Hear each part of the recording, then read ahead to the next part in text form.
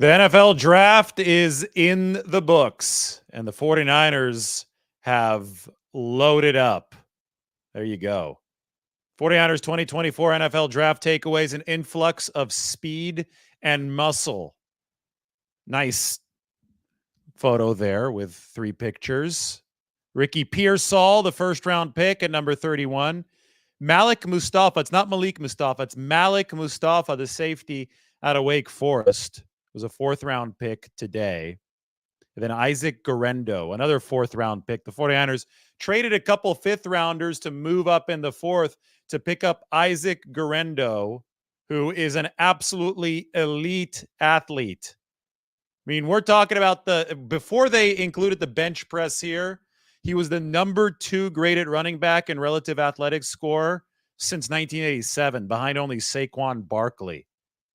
The bench was a little bit worse, but I don't think the play strength is an issue for Isaac Guerendo. He's actually a really good pass blocker, and that might be what gets him on the field earlier on for the 49ers. So speed, muscle, experience added. We asked John Lynch if that was intentional, the experience part, and he said not really. He said that he's talked a lot actually in the past about how COVID and the whole changing era of college football has encouraged more players to return to college instead of go to the NFL when they face the decision. So that's led to more experienced players and a lot of players who have transferred more over the course of their careers than before. 7 out of the 49ers' 8 draftees transferred at some point during their college careers, which is wild. John Lynch said that it used to be when you were looking at a player's profile, if you saw a transfer on there, you would stop and be like, hey, wait, what's wrong with this guy? What are the character defects? What are the issues that we need to look at? It's not the case anymore. Now, the evaluators actually enjoy the fact that players have transferred because they get to see how they have reacted to different schemes, different teammates. You get more tape out of it. The 49ers picked a lot of very experienced players. Ricky Pearsall, their top pick, there in the Florida Gators helmet, he played with Brandon Ayuk at Arizona State before he transferred to Florida. Isaac Guerendo, the running back on the right, with the awesome relative athletic score, those amazing metrics, the fastest running back in this 2024 NFL draft at 4.33 on the 40-yard dash. He played for Wisconsin before he transferred to Louisville. So anyway, the 49ers have loaded up. As I speak, they are adding undrafted free agents. San Francisco, as I speak right now, has 153 or 190-man roster spot left. They have filled up 89 of the 90 roster spots. So we're going to be live here talking about this team for a bit. And maybe by the end of this show, the 49ers will have filled out their last 90-man roster spot. Of the undrafted free agents, the headliner is Tariq Owens. Terrell Owens' son has indeed signed with the 49ers. So like father, like son, a San Francisco 49er, Tariq Owens. We covered him at the 49ers Pro Day, the local Pro Day, about 2 weeks at Levi's Stadium. So maybe what Tariq Owens showed there convinced the 49ers to sign him. They've added another quarterback, Tanner Mordecai, who used to be teammates with Isaac Guerendo at Wisconsin. Mordecai, I mean, we talk about good athleticism. He also has an excellent relative athletic score. Tanner Mordecai runs a 4.5 40. He's a gutsy type of player. He can pick yards up with his legs. And we know we should never discount the 49ers quarterback signing because Mr. Irrelevant himself is an MVP finalist on this team. But for starters, the 49ers wanted to add a fourth quarterback for the offseason. So, and this year, the emergency third quarterback can come from the practice squad. That should save the 49ers a 53-man roster spot. So as you can see, we have Brandon Allen listed as that 49ers third quarterback, but he is projected to be on the practice squad, and Tanner Mordecai added behind him. The 49ers have filled out their roster. Just as I was saying that, we have news. Southern Mississippi offensive lineman Brieson Mays has signed with the 49ers as an undrafted free agent. So we're going to get his profile right now, and we'll put Mays into this maybe Bryson Mays is how you pronounce it. Briason Mays. He is from Southern Miss. That is Brett Favre's school. That's Nick Mullen's school. We have Mays listed under the guards, I believe. No, under centers, another center. He's listed as a center. So the 49ers added 2 centers in undrafted free agency. 6'3", maybe 6'4", somewhere in between those two, 298 pounds, 32-inch arms. Those are not long arms, which obviously would have Bryson Mays in the running to play center. So he is the final 49ers addition. At this point, they have filled up their 90-man roster. They're going to have to cut somebody to fit another player. So, geez, he's listed as a center in Dane Brugler's draft guide. I don't have room to add another center onto this spreadsheet. So we're going to have to put him right here under Drake Nugent. Drake Nugent is another 49ers undrafted free agent signee who he was an all Big Ten player last year, center for Michigan, transferred from Stanford. I think that might be somebody who can potentially make some noise on this 49ers roster. He's a little undersized, which is why he went undrafted, but look out for Drake Nugent. Anyway, we just added Bryson Mays. There's a famous athlete in Bay Area sports history with the last name of Mays. So don't discount that from Bryson Mays. And, we can put parentheses C for center for Bryson Mays because he's in the right guard row. Anyway, this is a look. You have an exclusive first look at the 49ers 90-man roster. It is full, 90 spots taken. The green highlight means that a player is a rookie that was added this past weekend. The teal highlights mean that the player was added in free agency as a veteran. So the 49ers 90-man roster is complete.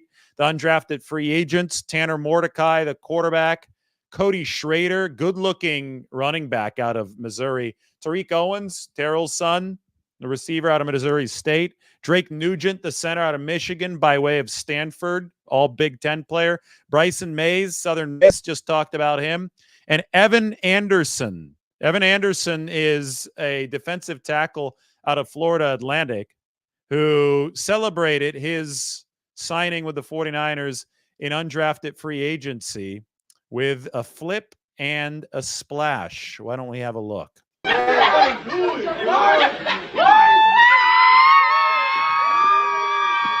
Bro, so hey, don't shoot me with the champagne. What?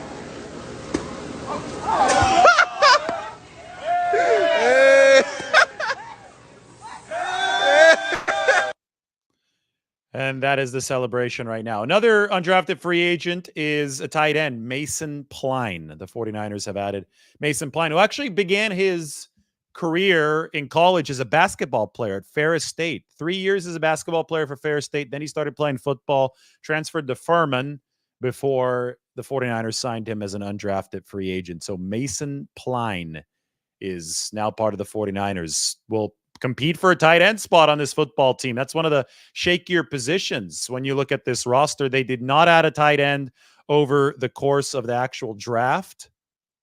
Today, somebody asked Kyle Shanahan if Cam Latu is the tight end too.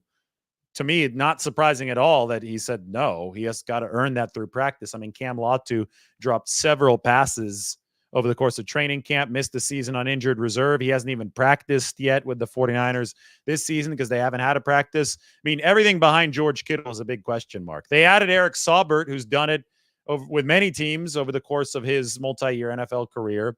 But I think they want a little bit more of a ceiling, and maybe Mason Pline, the former basketball player, recent football convert, still needs to work on his blocking, but can obviously high point of football. Maybe Mason Pline can give that to the 49ers. Braden Willis obviously played quite a bit down the stretch last season. So we'll see what San Francisco does at that tight end position. Anyway, for this NFL draft, if you want that ultimate instant recap in written form, then you need to check it out here on The Athletic. It is up. It is listed in the description. 49ers 2024 NFL draft takeaways, an influx of speed and muscle. The 49ers have filled out their entire 90-man roster. If you want first access to that 90-man roster spreadsheet, which also is a 53-man projection, I can go ahead and put it into the comments section for all of you. There it is. The link is there, and we can get started with a look at the 49ers' 8 draft picks. They entered this draft with 10. In my preview, I said that the 49ers probably were going to try to make hay with the middle rounds. And if they were going to trade, then the trades would be within the middle rounds and they'd be pick consolidators because it would be really hard to make the 53-man roster. So they were going to try to go for more pick efficiency. And that's exactly what they did. A series of trades made the 49ers end up with 8 picks, despite the fact they started with 10 selections. So here were their 8 draft selections. We've talked about Ricky Pearsall in the first round, the wide receiver out of Florida. We've talked about Renardo Green in the second round, the corner out of Florida State. Dominic Pooney, offensive lineman who could play all 5 positions, third-round pick at number 86 from Kansas. The 49ers traded up for Dominic Pooney about 8 spots, 94 to 86. Now we move to day 3, 4th through the 7th round. This is where the 49ers had to start getting a little bit more creative, scrounging for talent. Malik Mustafa, the safety from Wake Forest, was their first pick today. Hard-hitting safety. He's a ball of muscle. Then we talk about Isaac Guerendo, the running back from Louisville, who seems like a dream fit for the 49ers and their outside zone system, but also a really, really strong pass protector. They traded 2 fifth-round picks to move up in the 4th round to 129 to nab Isaac Guerendo. So the 49ers didn't pick in the 5th round, but they had 3 picks in the 4th. And the final pick of the 4th to close the round, Jacob Cowing, 5'8" slot receiver.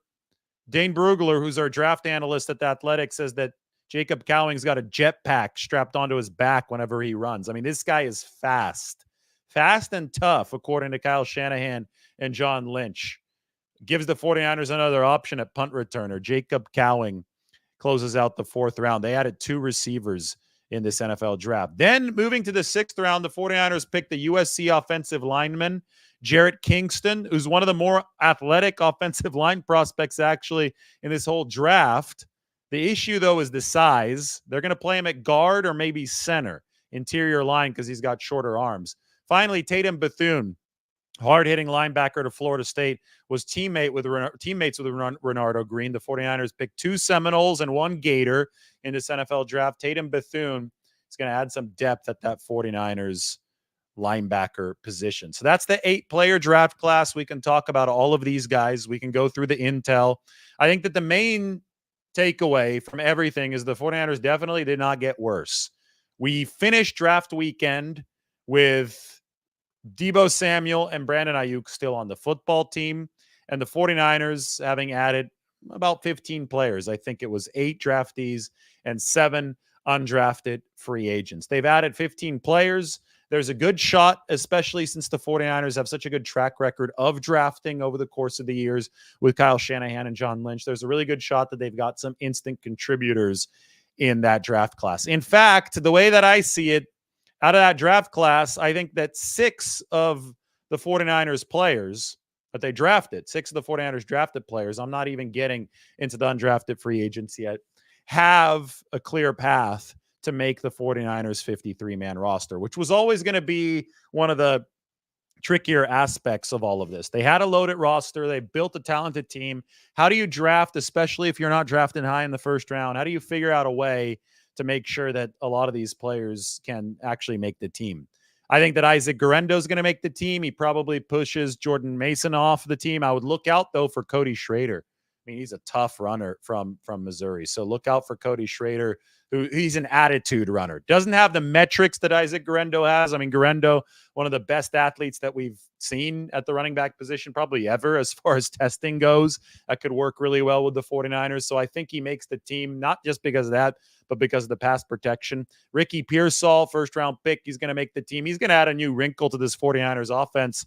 so many people were wrong in saying, oh, they added Ricky Pearsall in the first round. Well, they're definitely going to be getting rid of Deebo Samuel or Brandon Ayuk. It's like, learn about the team that you cover, please. These people that predicted the 49ers would trade Deebo Samuel and Brandon Ayuk, just, it's not that hard.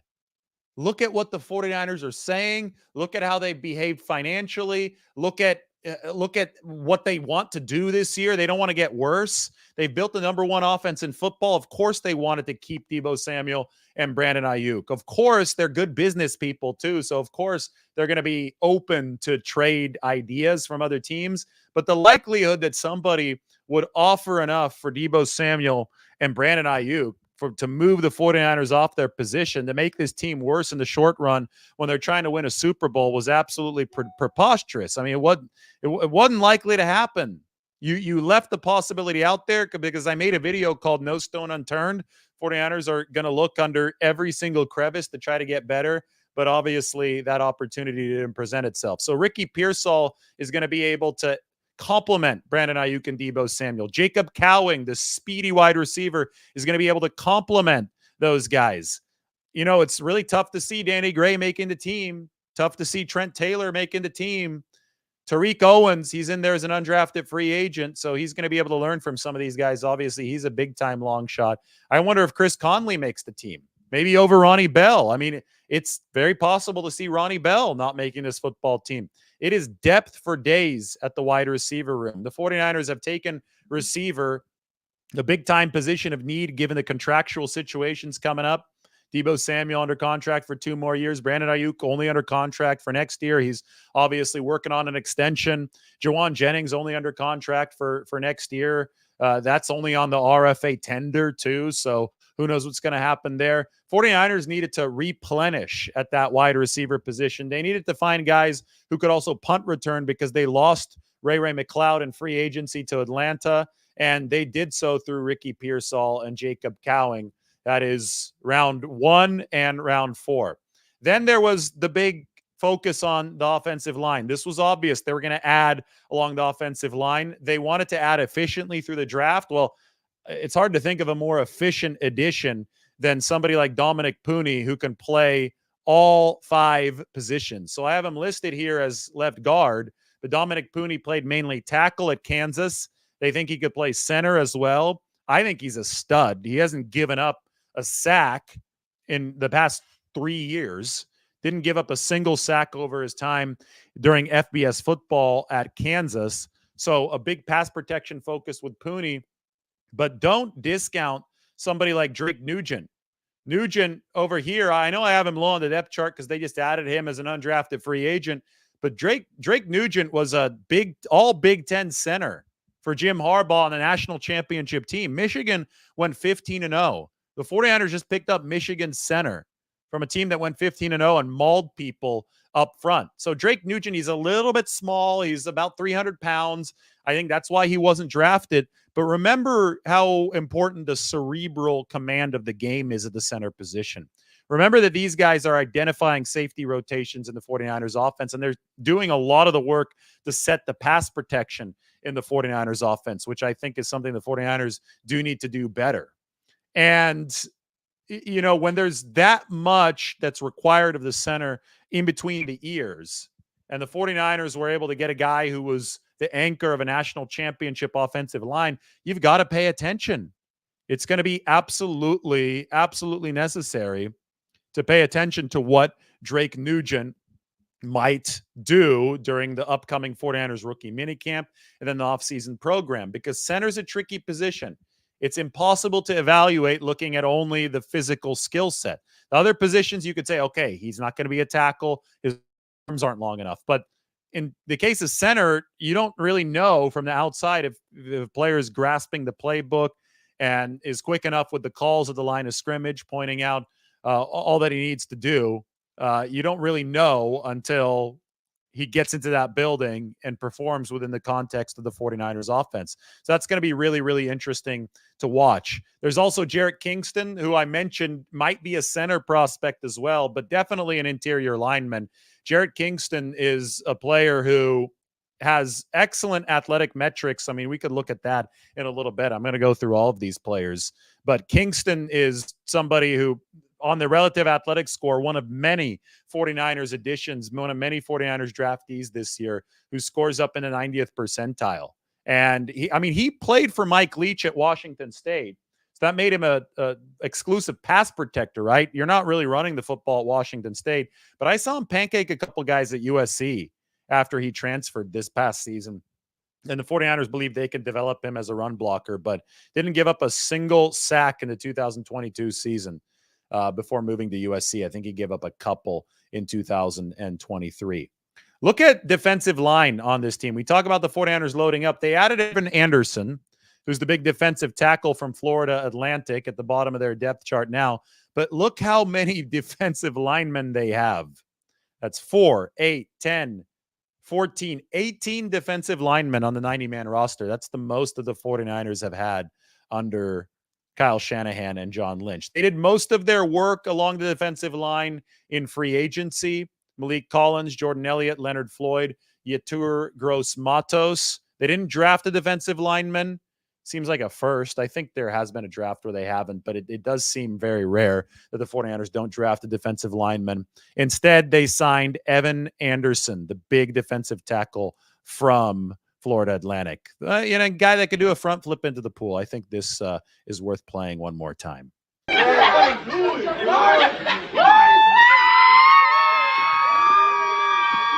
Bro, so hey, don't shoot me with the champagne. What?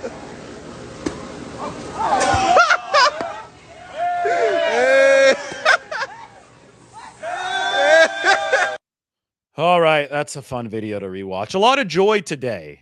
I'm going to go to the Isaac Guerrero video of him getting the call from John Lynch and Kyle Shanahan in a little moment. But first, we're finishing up with the 49ers roster here. Linebacker, they added Tatum Bethune. That interview is up on the channel. He's a hard hitter. Safety, another hard hitter, Malik Mustafa. I mean, this is a guy who gets after it. Might not be the best cover instinct guy, although he's got some range. Malik Mustafa hits. And he played a position that was called the Panther at Wake Forest. It was like the star with the 49ers with Brandon Staley. The Panther was a position where Malik Mustafa, especially on third downs, had to play some nickel, had to play some safety, had to play some glorified linebacker, which a lot of people will say the nickel is a bit of a glorified linebacker role. But he had to be all over the formation. It was a star-like formation, right? And Malik Mustafa was really, really good at it at Wake Forest. I mean, he hit hard from that position. He was able to cover when he needed to at the single high spot. John Lynch, I mean, that's a person that you shouldn't doubt when it comes to his ability to evaluate safety play.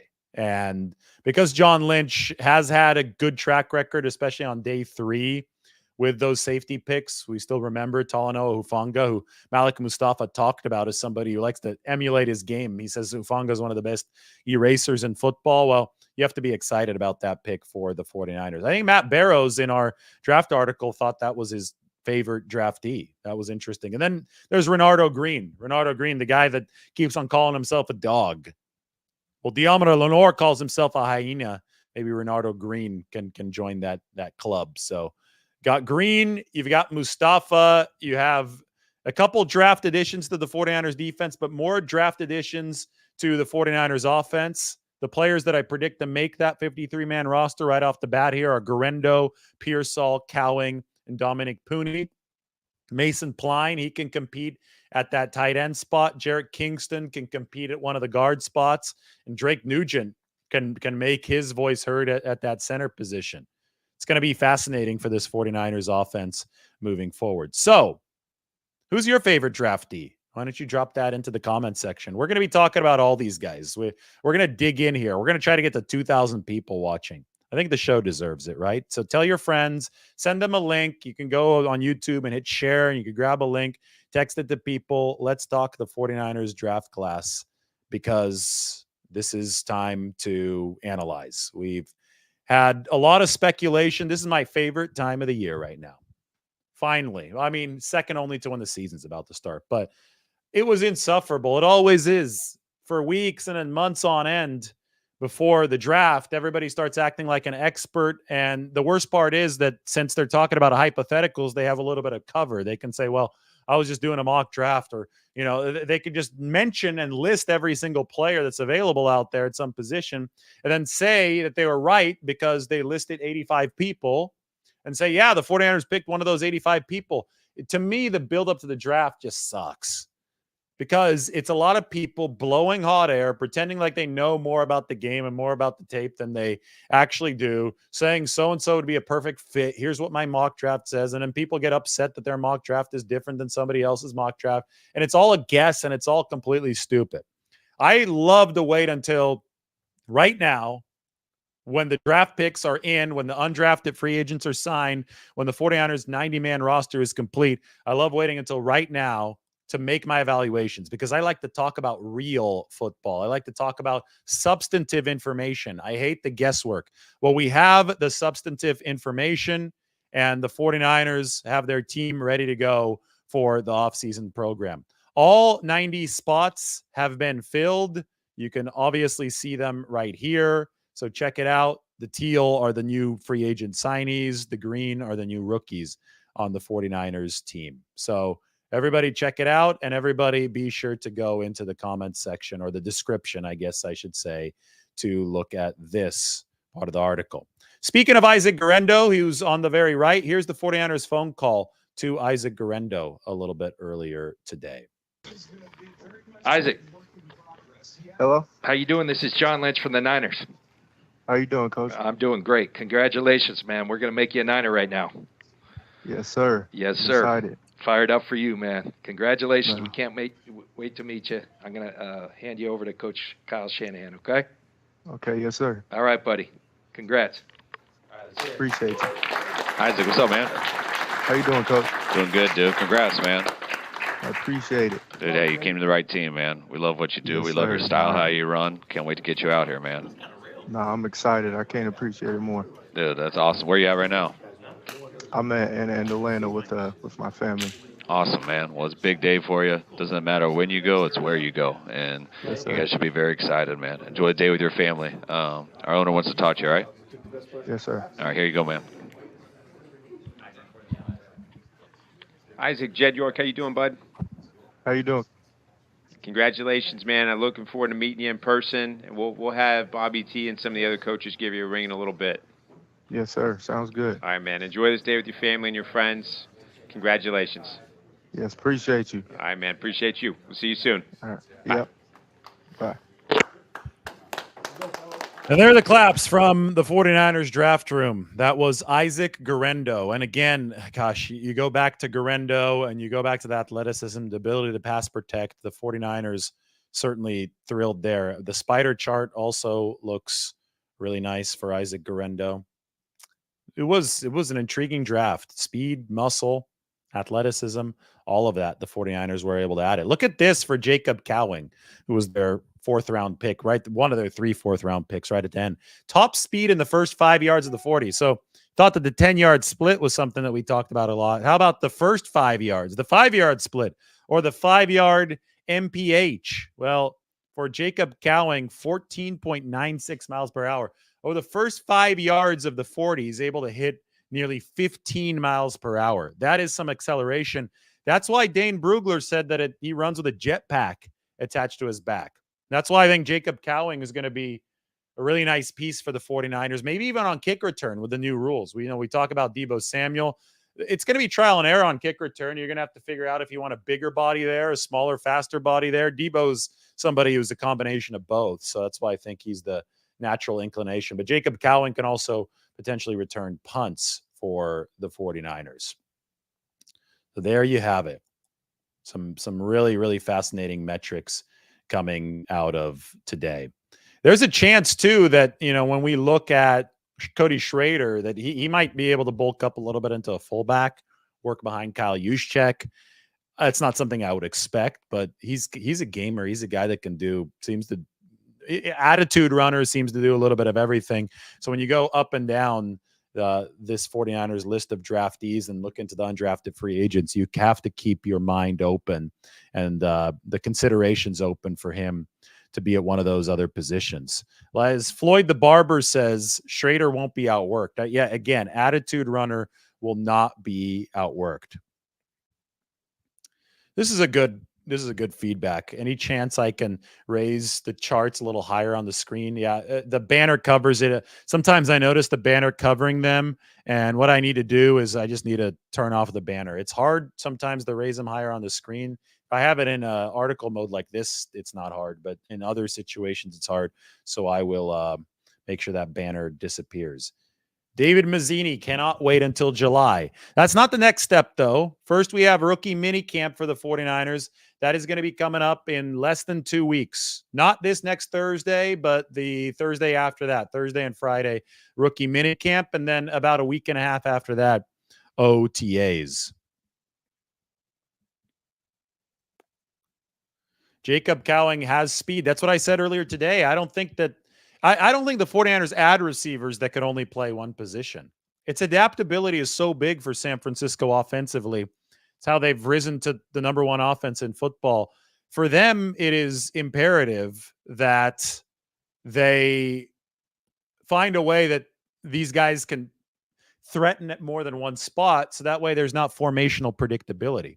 Formational predictability is not good because then teams will know based on where receivers lined up, what the route tree is, what the 49ers might be thinking about running.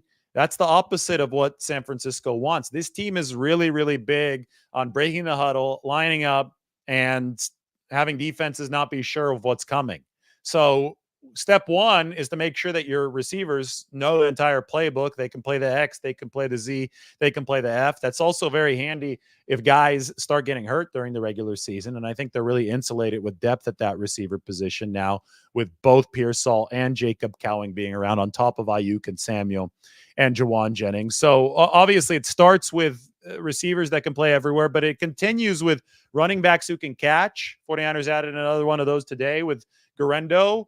Receivers who can run. Ricky Pearsall been running a lot of end-around stuff. I think Jacob Cowing can run that as well. Tight ends who could do a little bit of everything. 49ers have that in George Kittle. We'll see if Mason Pline, the undrafted free agent, the former basketball player, can work his way into what the 49ers are trying to do. But adaptability is everything for this offense. And the 49ers, we saw them pursue that adaptability again through this NFL draft as they filled out the 90-man roster. Back to my overarching comment, this 49ers team is definitely better than it was entering the NFL draft. Now, how many of these draft picks work out? Nobody knows. It's all crapshoot. That's what makes it so idiotic when people come out and say, oh, this draft was terrible, because you have no idea if this draft was terrible when it first comes out. You are not the expert. I mean, there's somebody like popping off on the comment section, and he's like, David never says anything negative. I'm like, okay, listen, you're an amateur. First off, let's put you back in the box where you belong.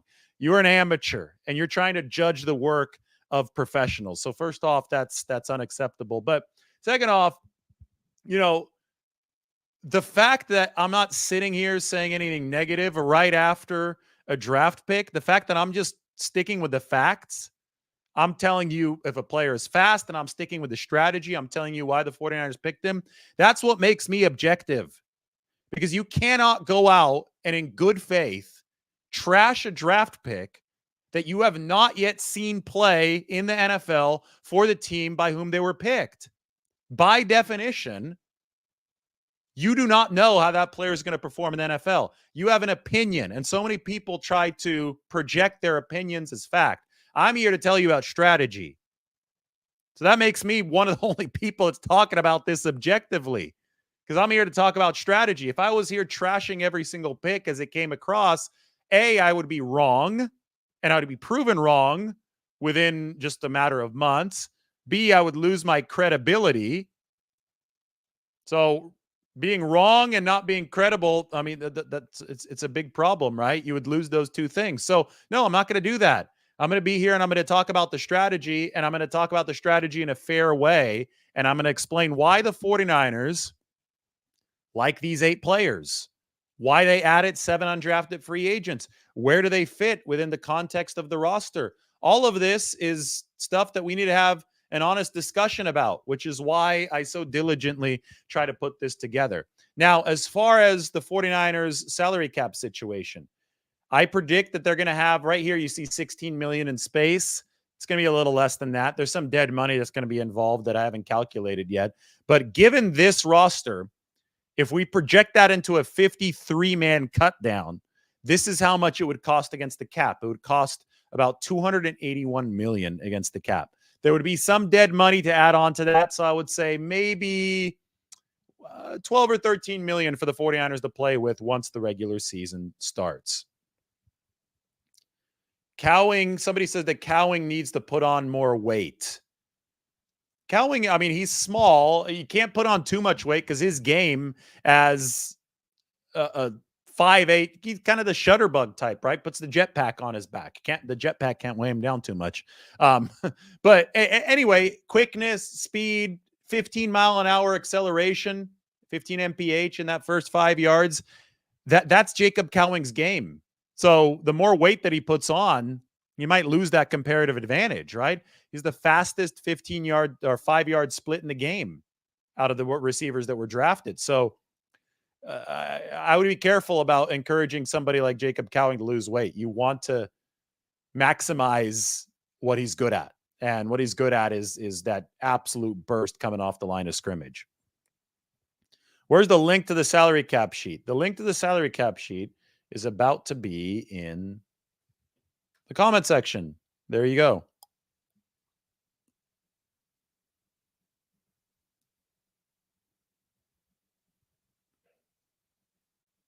Somebody asking if the 49ers are done with Danny Gray. It's going to be a very uphill battle for him to make this team. So more likely than not that he doesn't make this team. We could put it that way.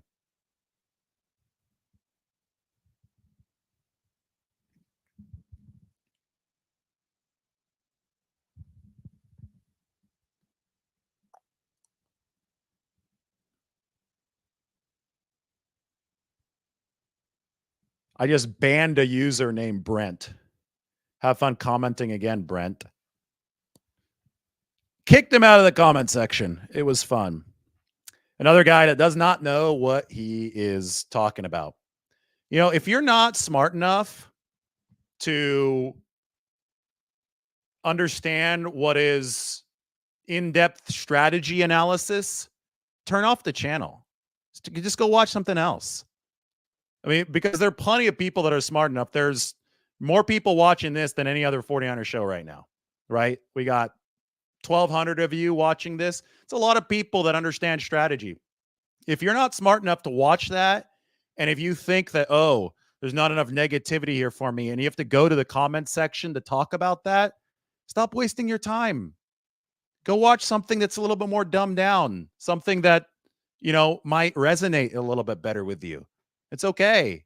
It's good. Just don't waste your energy. I won't waste mine. I'll just block you. That was a good one.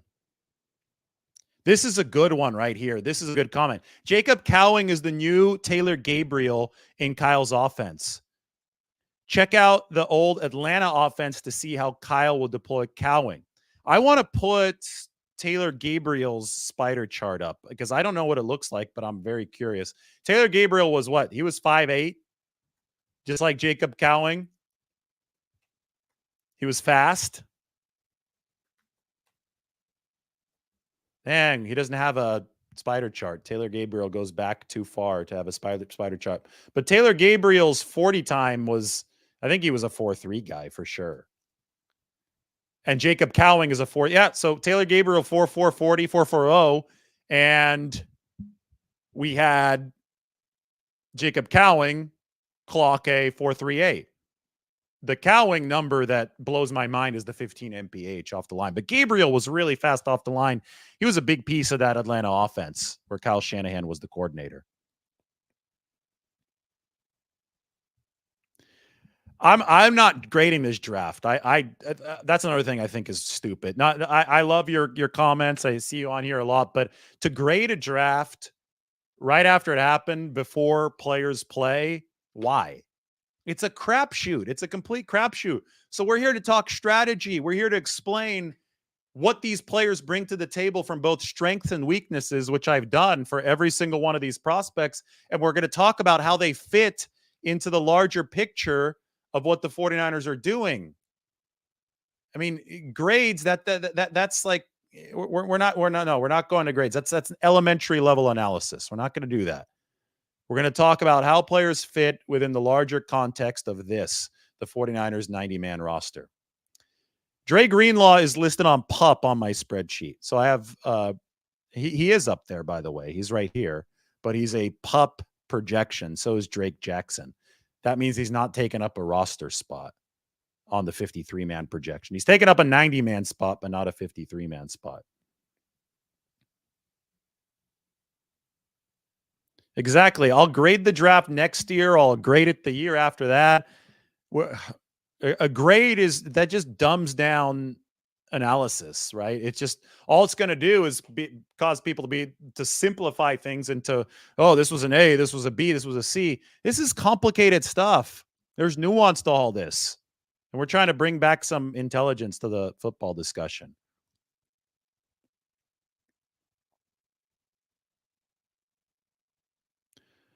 Oh, yeah. You were looking at the cap sheet. Dre Greenlaw is listed under PUP on the cap sheet. You have to go down to the bottom right, I think. Put Drake Jackson there, too. Just a way of organizing things. So I don't know if Drake Jackson is going to be healthy in time for training camp. I really don't. I have him listed as a PUP guy right now just because the roster is so damn crowded that, geez, I couldn't find. I know guys are going to get hurt in training camp and the numbers are going to change. But if I have to make a 53-man projection right now with what we have to work with on this 49ers roster right now, I have to buy every single spot possible. Like it's tough. I'm scrounging to look for open roster spots. So one thing that opens up a roster spot is the NFL has changed its rules. The emergency third quarterback can come off the practice squad. So that's bad news for Brandon Allen because he's much more likely to be a practice squad guy than he is on the 53-man as he was last year. But that buys the 49ers one more roster spot on the 53. As far as Drake Jackson, well, if he starts the season on PUP, that buys the 49ers another 53-man roster spot potentially. So we'll see. Colin wanted Cooper DeJean. It looks like you're an Iowa fan based on your avatar there. So I get it. You want it, your guy. He went to Philadelphia. It's okay. The world will keep on spinning. The sun will still rise tomorrow. I agree. Athletic beast, Cooper DeJean. You know, everybody calling Ricky Pearsall Julian Edelman, but he's faster. You know, Julian was a 4.5 guy. Ricky Pearsall's 4.4. Across the board, athletically, Ricky Pearsall is superior to Julian Edelman, and he's taller. He's 6'1".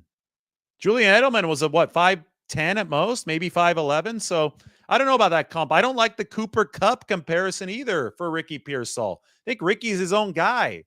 Ricky's faster than Cooper Kupp. He's more explosive than Cooper Kupp. The metrics are a lot better. Now, Cooper is a great receiver. It would be awesome for the 49ers if Pearsall was as good as Cooper Kupp, but I just hate pigeonholing these players based on these comparisons that when I actually look at the metrics, I look at the size, it's not really the same player.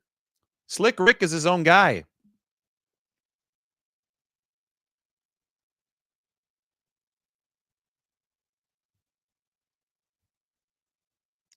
Andre thinks the 49ers are better on both sides of the ball.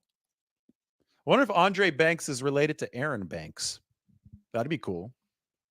Aaron's a good guy from the East Bay.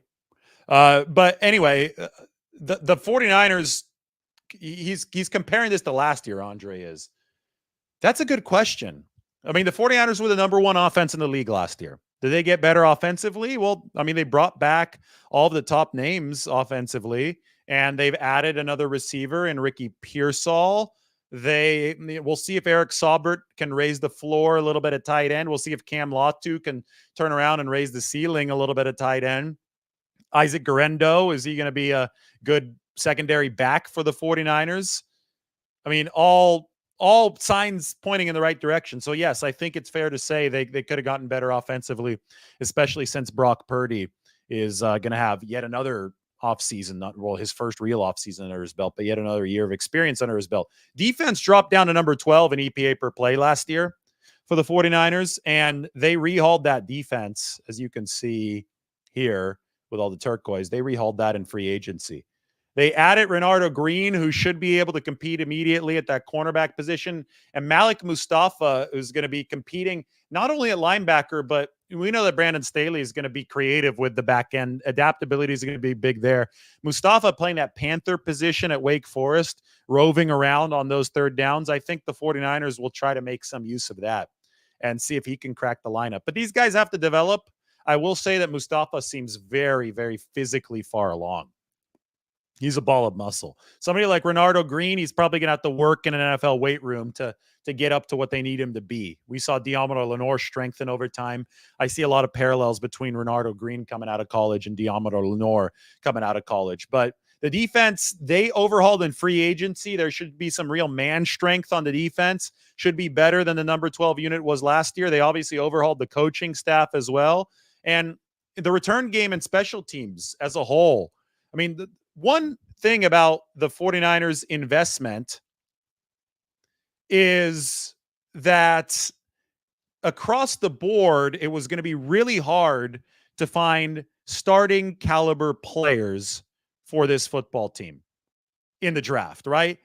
Free agency, sure. They found a starting caliber player in Malik Collins. They found one in Leonard Floyd. Devondre Campbell might fill in for Dre Greenlaw if he starts the season on PUP. And then Isaac Yiadom started for New Orleans down the back half of last season. And I think that he's going to be a starter on the outside whenever they're in nickel and Diamondor Lenore moves to the inside. So they found veterans who could plug and play in, and they put them into the unit that saw its performance worsen last year. They dropped from number 1 to number 12 defensively. Offensively, the 49ers, they don't have any new starters on paper. I think that Ricky Pearsall can develop into a wide receiver too. But for now, you've got Ayuk and Deebo Samuel. What a great luxury. I think Jacob Cowing can develop into your starting slot. But for now, you have Juwan Jennings as the big slot. What a great luxury. I think Dominic Pooney can develop into a starter. But for now, you do have a certain floor, a floor that was at least good enough to get you to the Super Bowl at the offensive line. And that's a luxury too for the 49ers. Do they want to improve the offensive line? Obviously. Pooney might be able to help in that regard. Drake Nugent might be able to help in that regard out of the UDFAs. Maybe Bryson Mays. Maybe Jarrett Kingston. We'll see how these players develop. But they've added 4 new offensive linemen into the building, and now it's time for these players to develop. But when you look at last year versus this year for the 49ers, they have been able to infuse this roster with youth. I think at least 6 or 7 players who can make the 53, and so many of them follow the same pattern as free agency and that they can help on special teams. Ricky Pearsall and Jacob Cowing can definitely help on special teams. Somebody like Renardo Green and Malik Mustafa can definitely help on special teams. Maybe Tatum Bethune, the linebacker who they picked in the 7th round today, can be a special teams guy. Isaac Guerendo, definitely a special teams guy. I mean, you look at this athletic score, one of the best that we've ever seen, 999 relative athletic score. Tell me this guy's not going to be a weapon on special teams. I mean, he is. Look at this guy, by the way. This is a quick non sequitur. I thought this tweet was really funny. Chargers head coach Jim Harbaugh on last night's selection of Joe Alt over the top wide receivers in the draft. I know the question is going to come up about weapons. We look at offensive linemen as weapons.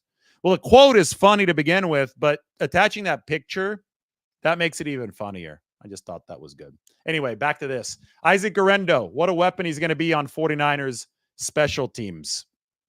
I mean, 220 pounds running a 4.3. It's going to be it's something the 49ers really want. I know that. Go through the other additions that will be good on special teams. Yetur Gross-Matos, I think, will be nice for the 49ers in that phase of the game. Ezekiel Turner, he's a specialist. He's already blocked a punt against the 49ers back in 2020. Rock Yassin, Isaac Yiadom, special teams. I mean, the 49ers, their weaknesses last year were in pass protection and on special teams. And I think that just by default, they've gotten a lot better on special teams, and I think that the pass protection has a chance to take a step up. Dominic Pooney didn't give up a single sack over the course of 780 snaps or so at Kansas. The problem with the pass protection is, and tackle especially, is that it's so hard to find the talent that can play tackle at an effective level, not only in the NFL in general, but in the 49ers scheme. Those guys are usually picked high up in the first round. We talked to Tariq Ahmad and RJ Gillen, 49ers, basically the guys that replaced Adam Peters under John Lynch today. And they said, yeah, we'd love to take a elite tackle, but those guys are off the board by number 15. And the 49ers, maybe even sooner than that. And the 49ers didn't pick until 31 this year. So when you're as good as the 49ers are and you're constantly in the Super Bowl or close to it and you're picking late in the first round, it's tough to find that offensive tackle. Maybe their best move would have been either in 2020, instead of Javon Kinlaw, you draft Tristan Wirfs. That would have been really nice. Or in 2021, instead of Trey Lance, you draft Penei Sewell. That would have been nice too. Obviously, that wasn't going to happen in 2021. They traded all that for a quarterback. I get it. I think the bigger whiff was Wirfs in 2020. But you live and you learn and you move on. This front office has done a lot more good than bad. I can tell you that with the roster that they've built. Why don't we go through some of the picks? I talked a lot about Garendo already. Obviously, Pearsall. We talked about Cowing. We talked about Dominic Pooney, Renardo Green, Malik Mustafa. I mean, this guy, he talked about that Panther position where he even said he was playing some single high and then moving down in the slot corner, playing some linebacker. He played all over. And the 49ers, they've consistently focused on linebackers with DB backgrounds. So Mustafa was able to do that at Wake Forest. And also, two things. Linebackers with DB backgrounds and DBs with run support backgrounds. And Mustafa at Wake Forest, because he was able to flex down into that linebacker role, he's got such a knack for stopping the run. He's one of the best tacklers coming out of college football, I think, this past year. Just a really, really good form tackler. Hits hard. His run defense grade was close to 90, I think. I mean, he's going to be a missile there. And you combine that with Talanoa Hufanga, and then you've got Jair Brown. They've got a lot of options in that defensive backfield. So Malik Mustafa, definitely somebody to talk about. Tatum Bethune, it was teammates. This is the 7th round pick, Tatum Bethune. He was teammates with Renardo Green, who was the 2nd round pick of the 49ers at cornerback. Bethune said that he would stay after practice and work with Renardo Green on some of his coverage releases. So these guys, you look at somebody like Bethune, he's not the best athlete. He's kind of the opposite of a lot of the players that the 49ers picked, but the 49ers see him as an instinctive player who's going to be able to overcome maybe some subpar athletic metrics. He's a 7th round pick, so you're not taking a big risk here, but the 49ers should know just as well as anybody that 7th round picks can really turn into something special.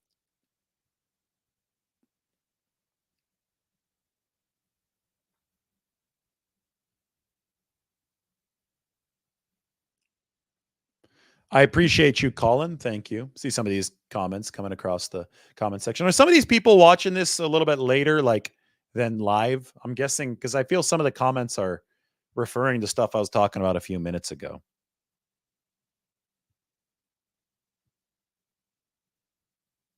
Somebody asking about Tariq Owens.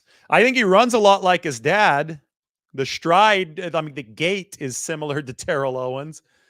He says that he's faster. Tariq says that he's faster than Terrell Owens at this age. Like Owens at this, obviously he's faster than Terrell Owens now, although Terrell looks great. Still looks in good shape. But when Terrell Owens was Tariq's age coming out of Chattanooga, wasn't as fast as Tariq is now. Now, if you watch Tariq run, I mean, the stride length is, and the gait with which he runs, it's a lot like his old man. So we'll see. Tariq Owens, he also switched from basketball fairly recently, so he's still fairly raw when it comes to the football aspect. When you look at the 49ers tight end, who they added an undrafted free agency, Mason Pline, played 3 years of basketball at Ferris State. before moving to football and then transferring to Furman. There's a lot to pick up, especially in terms of the contact and the blocking aspect of football. So Tariq Owens probably a little bit further along than Mason Pline in his football journey, but still coming out of a small school, still going to have to really learn the nuances of blocking and the nuances of route running. He's still an unpolished guy in the larger totality of things, but the 49ers do like their legacy players. John Lynch said that he did, and I think they believe in the fact that somebody like Tariq Owens can indeed step up and use the athleticism to his advantage, right? He could survive on athleticism and start honing his craft in an NFL building. If his work ethic is anything like his dad's, he'll be an asset. I know he works out a lot with Terrell, and Terrell was at the local pro day a couple weeks ago to watch his son. Brendan Rice, speaking of the other legacy guy, he did go to the Chargers.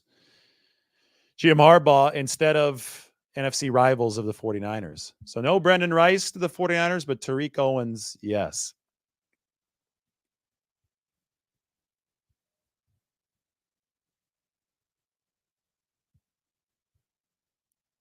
Yes, Terrell Owens got a lot faster over time as he built his physique. You are correct. But at this point in time, when you compare him to his son, at this point in their progressions, Tariq, the son, is faster.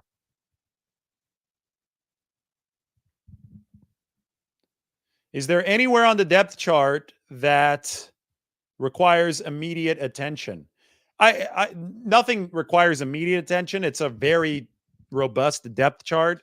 I think that you look at the tight end position and you wonder who's going to be the tight end 2 behind George Kittle. That's a potential position of weakness.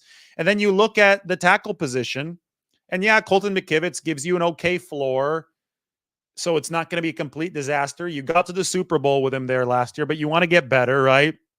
And I'm not really sure how the swing tackle position is going to look behind him. Is Brandon Parker, who they signed in free agency, the former Raider, is he somebody that'll make the 53 man? He's been injured a lot over the past couple of years, so I don't know what he still has left in the tank. Jalen Moore's entering his final season under contract. Is he somebody that can play that swing tackle role for the 49ers? They mentioned him today in the press conference, said they like Jalen Moore. First time I'd heard that in a while. Dominic Pooney, they're looking at as more of a guard for the time being. Burford's obviously a guard behind Feliciano. And then you've got Nick Zakelj, who they may or may not be working out at center still. So I'm not sure.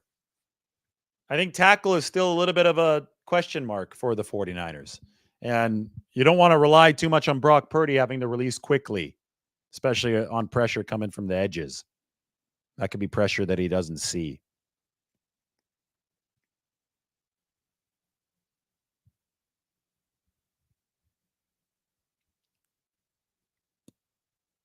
That's true. We might not see Jerry Rice as often at 49ers games this year.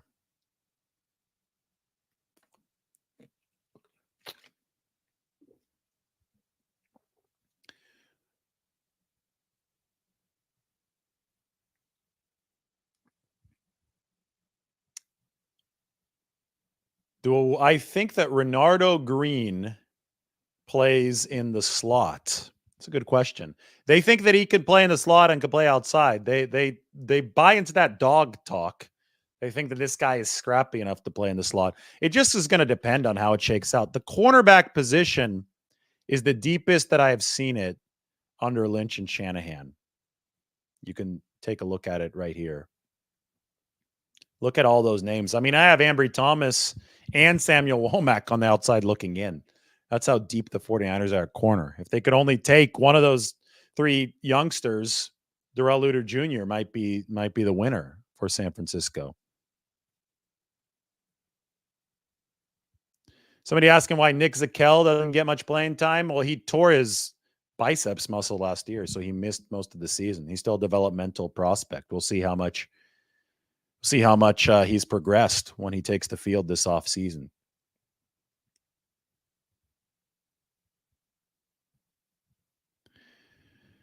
Nolo feels that the 49ers draft went exactly how it needed to. They didn't reach other than the first round. I don't think they reached in the first round. I mean, what evidence do you have that they reached in the first round? They got a guy that was, I think on ESPN's consensus board was 35 and they got him at 31. And yeah, and then you add, if they really like the guy, you can't call it a reach. You can't. Other people's mock drafts are not the standard here. The 49ers own evaluation and the NFL consensus is the standard. And I'm sorry, but media mock drafts are not the NFL consensus. NFL operates with much more information, and these are actual professionals doing this stuff versus amateurs on the internet.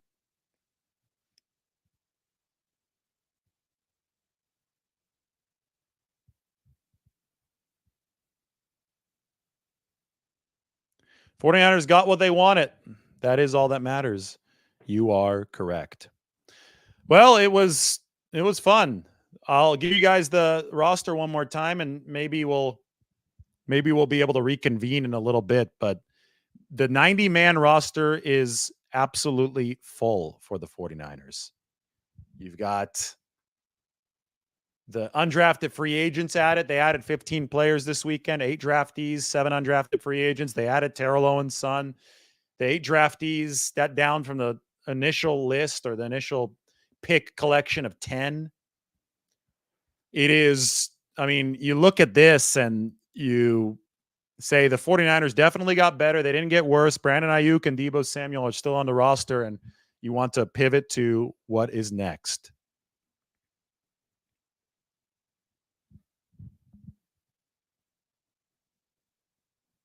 I think the best breakfast burrito spot in Visalia is Component Coffee.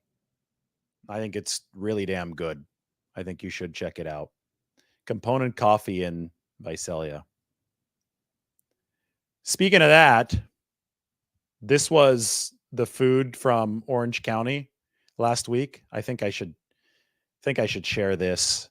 Get you guys hungry around dinner. Andrew Gruel, one of our friends, great chef down in Huntington Beach. Look at the lobster. This is Calico Fish House, by the way, in Huntington Beach. They fly this lobster in from Maine, and then they've got the lobster burger. Oh my goodness. That's lobster on top of the beach. It was really good. Trust me, it was awesome. You're going to have my friend chime in on how good this burger is here in just a second. Just listen to him.